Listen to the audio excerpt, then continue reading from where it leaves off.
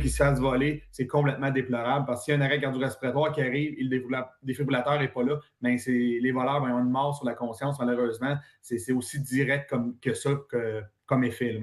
Pour la deuxième fois, le défibrillateur externe automatisé dans le parc Missisquoi à Eastman a été volé. La municipalité s'en est rendue compte il y a quelques semaines et a rapidement contacté la Sûreté du Québec. Voilà, c'est ici qu'il était, dans une boîte qui se ferme, là. Et les gens, c'est facile à débarrer, évidemment, pour que les gens puissent l'utiliser facilement. Tout le monde est découragé là, de voir que pour la deuxième fois, on nous le vole. Je sais que c'est pas le premier endroit non plus où ça se fait. Même quand on avait eu le premier vol, on nous avait dit aussi qu'il y en avait d'autres qui étaient volés. C'est sûr que tout le monde est choqué de voir que quelqu'un vole un objet qui peut servir à la population pour sauver des vies. C'est vraiment déplorable. Est-ce que c'est fréquent, des vols de DEA? Oui, malheureusement, il y en a au Québec. Là. J'ai regardé un petit peu les statistiques dernièrement, puis même dans la région, il y en a eu quand même quelques-uns des vols. C'est quoi les motivations justement des voleurs de voler cet objet-là? Bien, c'est parce que c'est un objet qui coûte quand même assez cher. Puis j'imagine qu'ils pensent qu'ils vont le revendre. Combien environ ça peut coûter? Bien, celui qu'on avait, le modèle qu'on avait, il coûtait 2300 plus taxes. Mais il y en a des plus chers encore, puis il y en a des moins chers sûrement, là. C'est sûr qu'il y a des façons de faire, de graver les défibrillateurs, après ça, un peu faire les suivis. Parce que les gens, ils les volent, c'est pas pour l'usage personnel, on s'entend, souvent c'est pour les revendre, pour faire de l'argent. Donc, il y a des façons un petit peu des tracés, des traceurs qu'on peut mettre maintenant à l'intérieur également.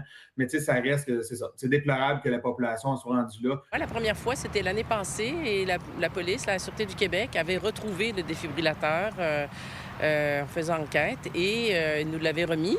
Donc, c'est le même qu'on avait l'année passée, qu'on avait réinstallé. On avait mis un petit AirTag dessus pour s'assurer où est-ce qu'il allait. Et finalement, les voleurs ont arraché le AirTag, donc ça ne nous a pas servi beaucoup. Il n'y a pas de règle au Québec qui dit qu'il faut avoir un défibrillateur dans des endroits sportifs. Ce que je crois qu'il devrait avoir, donc on peut interpeller les paliers gouvernementaux, provinciaux pour dire qu'il devrait avoir des règles, ça devrait être obligatoire. Ça appartient aux conseils municipaux de dire oui, on en déploie sur notre territoire. Donc déjà que la ville d'Eastman ait pris les devants et installé un défibrillateur, c'est extrêmement intéressant. Qu'est-ce qui peut être fait par la municipalité justement pour pas qu'un événement comme celui-ci se reproduise dans le futur? Bien, on va évaluer d'abord si on peut mettre une caméra ou si on achète le modèle avec le GPS inclus.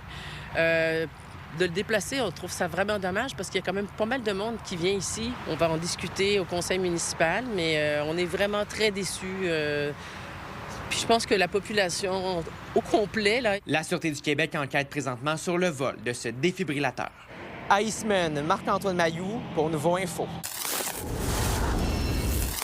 Deux adolescents de 15 ans font face à la justice pour de nombreux délits à Magog. L'un d'eux serait en fugue du centre jeunesse de Sherbrooke, selon la police. Ils sont soupçonnés d'avoir causé pour 50 000 $ de dommages à un véhicule motorisé, en plus d'avoir vandalisé des camions de Poste Canada. Les suspects auraient aussi commis une cinquantaine de vols dans des véhicules, dérobé de l'alcool sur le catamaran Le Grand Cru, en plus d'utiliser frauduleusement des cartes de crédit volées. Leur comparution est prévue dans les prochains jours au tribunal de la jeunesse. Malheureusement, c'est fréquent où est-ce que des jeunes se sauvent du centre jeunesse, commettent une série de crimes ou d'infractions. On va les reporter au centre jeunesse. Le lendemain, ils se sauvent de nouveau, puis ils commettent de nouvelles séries de crimes ou d'infractions. Les patrouilleurs ont l'impression que c'est des coups d'épée dans l'eau qu'ils donnent à chaque fois. Donc, ça l'impacte beaucoup au niveau du travail des patrouilleurs, mais ça l'impacte surtout au niveau de tous les citoyens qui subissent des crimes ou diverses infractions. Absolument. J'avais jamais vu ça. Comme vous pouvez le voir derrière moi, des orages violents se sont abattus sur Louisville jeudi soir. Au lendemain, certains citoyens n'ont pas le choix de constater les dégâts. Ma femme m'avait appelé, elle avait dit que les chariots à foin étaient virés à l'envers dans le champ. Je ne le croyais pas, il n'y a pas de prise là-dedans. Il y avait 4 chariots de virés à l'envers, 3 ici, puis un sur le bord du fossé là-bas. Jamais dans votre vie, vous aurez pensé? J'ai jamais vu ça, j'aurais jamais pensé que ça virait à l'envers, il se pesait, ça. Son scrap, là, son tout croche le dessus qui est là-bas, là, il est fini. Puis j'en ai un autre que j'ai emmené, là. C'est fini raide. Il n'y a pas personne de blessé, c'est ça qui est important. Les animaux sont tous sains et saufs. Et le monde aussi. Sur les réseaux sociaux, des images phénoménales circulent montrant l'ampleur des intempéries. Des branches jonchant les rues, des arbres scindés, des fils électriques coupés et des habitants quelque peu soulagés. Voici le portrait actuel à Louisville. Mais quand on a vu arriver les nuages, là, on n'a pas tardé. Puis c'est ça, on s'est mis à l'abri, mis à part notre arbre bicentenaire qui est tombé. C'est un peu désolant, mais qu'est-ce que vous voulez? Ça arrive. Il va falloir trouver des plans B pour garder nos congélos et nos frigos. Sur le coup, on s'est dit, bon, bien, on ne pourra pas sortir dehors pendant un bout. Quand j'ai vu arriver les nuages et le vent, là, c'est sûr que je suis rentrée à la maison. J'étais vraiment pas à l'aise. Même j'ai eu peur, là, parce que j'avais jamais vu des vents aussi violents que ça. C'était assez impressionnant. Fait que assez pour rester à la maison, question que ça passe, puis après, regarder tous les dégâts, malheureusement. On se rend compte qu'il y a plein de débris un peu partout, donc à peu près 30 pieds de toiture là, sous la largeur du bâtiment qui a été soufflé par le vent. Présentement, on est en mesure d'urgence, donc il faut étancher pour la période des vacances estivales. La construction va être fermée, donc rapidement, ce qui est important, c'est de sécuriser les lieux là, pour s'assurer qu'il n'y a pas plus de dommages. En date du 3 juillet, vers midi, quelques centaines de foyers n'avaient toujours pas d'électricité. Malgré tout, Hydro-Québec a déjà commencé les travaux sur le terrain. Ici et là, mais ça va se faire. Le courant, mais Hydro-Québec travaille pour ça, là. On ne peut pas dire Hydro-Québec, qu'est-ce qui se passe? Ils font le maximum qu'ils peuvent faire. L'escouade, ils sont là présentement. Il y a peut-être 2-3 camions dans la ville.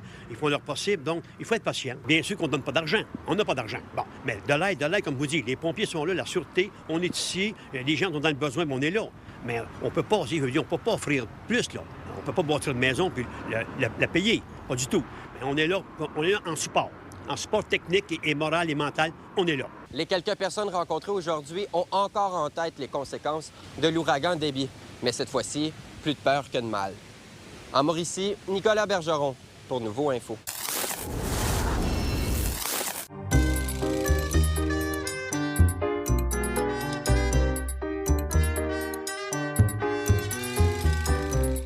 Cette année, il faut s'assumer, on a 50 ans.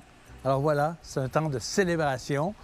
Alors on est heureux, évidemment, de voir que l'utopie originelle qui nous a mis au monde ici, alors que nous quittions Montréal il y a 50 ans, pour venir s'installer ici en région, trouver aller à la rencontre d'un nouveau public, on voulait trouver une nouvelle façon de pratiquer notre métier, on voulait se laisser influencer par l'environnement et puis vraiment s'éclater sur le plan scénographique. C'est pour ça d'ailleurs que maintenant, 2026, nos spectacles sont autour des gens, au-dessus des gens et à travers les gens.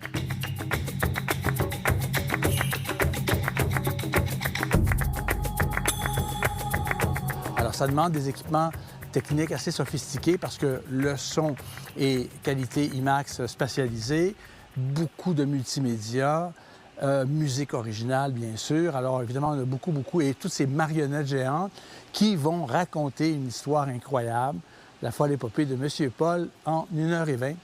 Et ça, c'est pour notre public intergénérationnel.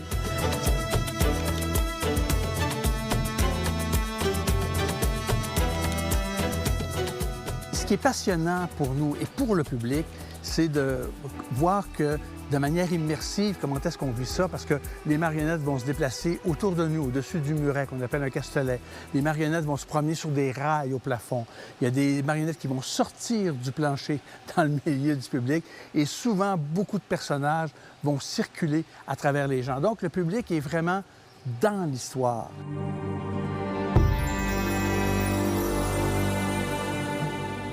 On est quand même les seuls à proposer une salle comme ça, de manière immersive, avec nos bancs pivotants. Là, évidemment, c'est merveilleux, c'est la canicule, mais soirée fraîche, on a la bretelle chauffante au siège. C'est le tuyau blanc que vous voyez à chaque dossier, c'est une bretelle chauffante.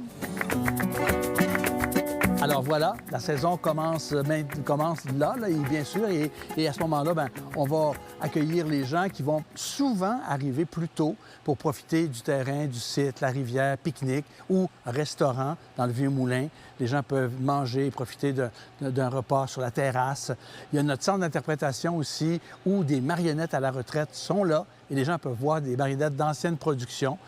Des étudiants en théâtre vont raconter brièvement comment on fonctionne, comment on travaille, comment on s'est retrouvé aussi beaucoup ces dernières décennies à l'international, Norvège, Japon, Singapour, Mexique, Chine, Taïwan. Alors, on donne ces informations-là. Le public est très curieux. Donc, c'est vraiment cette façon-là de profiter d'une soirée magique et unique.